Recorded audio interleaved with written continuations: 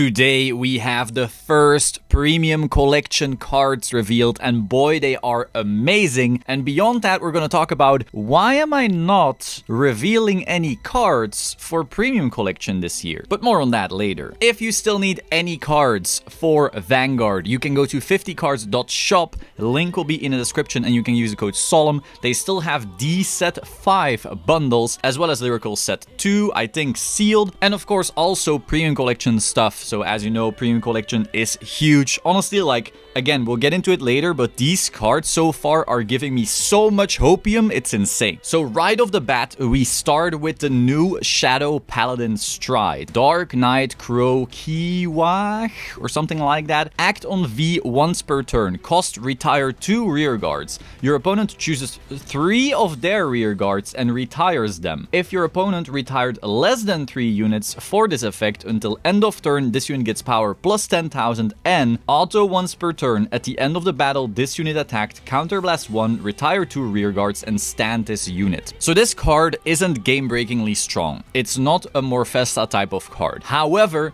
it is really good. You essentially wipe your opponent's board. Like, most decks don't have more than 3 rear guards at any time. Some do, not a lot do. Maybe big Excel types of clans like Gold Paladin will have more, but also a lot of decks like wipe their own board and so forth. So very often this will be a restander, especially against something like maybe Link Joker. This can be huge because historically, you know, once your front row gets locked in Luard, you're kind of very sad, but now you have another tool to play with. Now, this card doesn't necessarily replace Morfessa, it's just a really good other option. It's another angle to play the game from, and that's really what I was hoping we would get in this premium collection. I'm all for a little bit of power creep here and there, you know, to keep the format fresh. We don't want the issue that Clan Collection has, where all of the cards are just too weak to a point where the meta barely changes, but we also don't necessarily want something to have like emergency hits all over the place instantly because it's too strong. So I feel like this is in a really good spot where it's strong. Yes, it's included. Yes, you will use it. Yes, but it is not necessarily breaking the game in any way. It'll be fine for me for there still to be very strong strides in here. I do want some meta shakeup, but this is like really good. I'm just really happy with this. I have Shadow Paladin myself. I'll gladly put this in there, especially against certain like floodgatey type of decks. This is really welcome. And yeah, just really good. Next, we have Dark Dragon Deep Griever Dragon. When put on G, choose up to 5 grade 1 cards from your drop zone, put them on the bottom of your deck. For each one put for this effect, this unit gets shield plus 5k, and if 5 cards were put, counterblast 1, choose one of your units and cannot be hit until end of battle. That is incredible because it solves 2 things. First of all,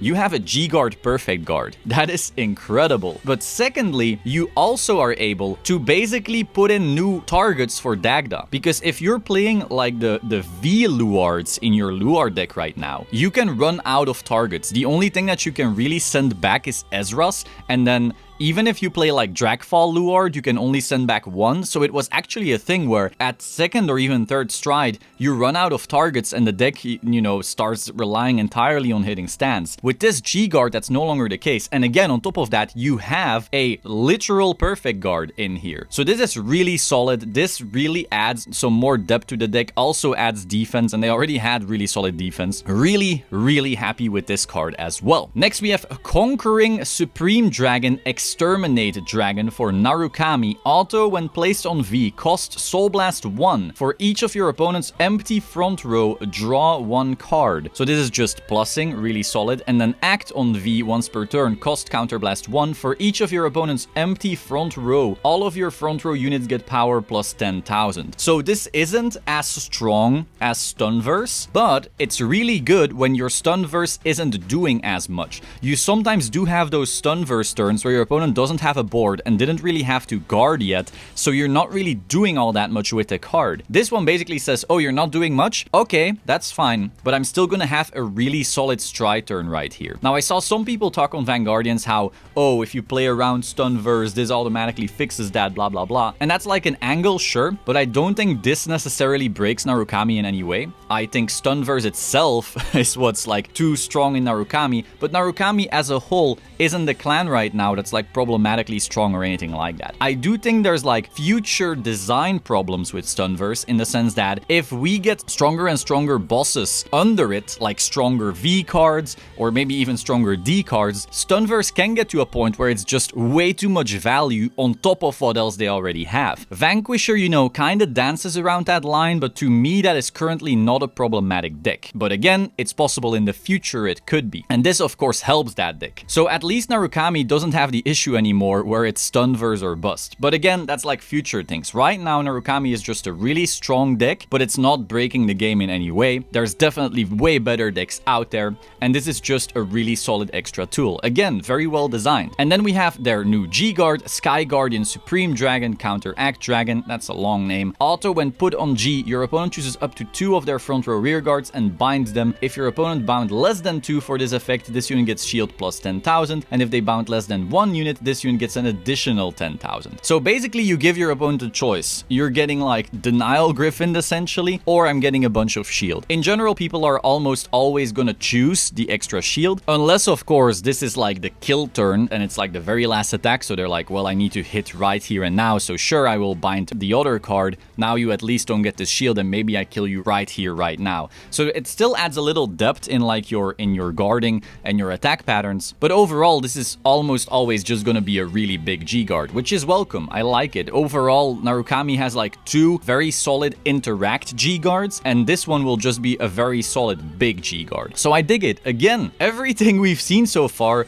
is just really solid, but not unfair. I really like it. Just wow. I don't think how often I can say I really like it. It's just so far this premium collection seems incredible. Now let's get back to a maybe more controversial topic. We have the YouTuber exclusive reveals. So if you know or don't know, over the last years, usually we have YouTubers or content creators able to reveal certain cards for Vanguard. So one year we had premium collection, I think 2020, where we had reveals from Chris, me, Eric, and Kai. I think these 4. And I got to reveal Grand Blue, Bad Bounty, and then everyone basically got to like choose, I guess, the clan that they wanted to reveal. Then the year after that, we got to reveal Revival Selection. Again, I think it was Kai, Eric, Chris, and I. Just the same 4 again, maybe? Maybe I'm misremembering. And Kai actually got to reveal like a different clan than the year before, so it's not like you're like shoehorned into one clan or anything like that. And now this year, we have the new lineup. We have Chris,